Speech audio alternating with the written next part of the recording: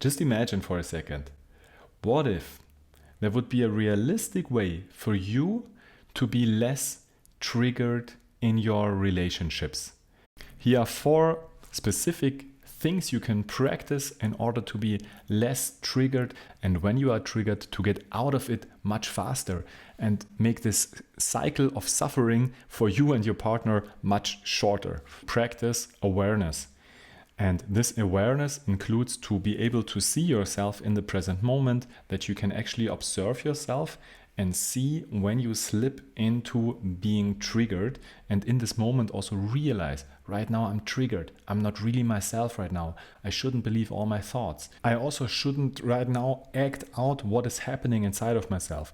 I need to regulate myself.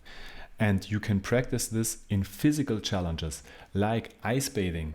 When it feels intense and you learn to regulate yourself, you can practice it with breath holds in a safe environment. When you hold your breath and the CO2 comes up, it's a really deep stress. And you practice staying calm, staying relaxed, staying composed also in this kind of situation. You can practice it in the heat when you exercise. You have to go out of your comfort zone and learn to stretch yourself a little bit and stay calm. The next step is the most effective and the most challenging for most people. You have to heal your old emotional pain. Acting out, being triggered, running away, overworking, addiction, distraction, not really looking at the thing at what it is. It's all running away from emotional pain that is still living inside of you. And being triggered is someone poked into this emotional pain that you want to avoid and run away from. And then you act out, you do everything in order not to really feel what's going on. So in order to heal this emotional pain, you need other people who are there for you. And this is also difficult to accept because we want to do everything by ourselves.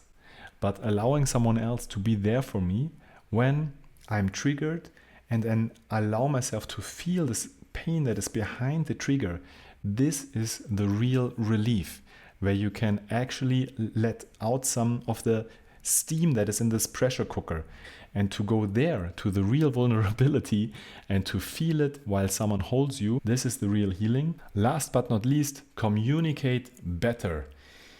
When you're triggered, usually you start fighting, resisting, and you cannot really communicate what is behind that. And behind the trigger and the emotional pain is usually a valid need of yours.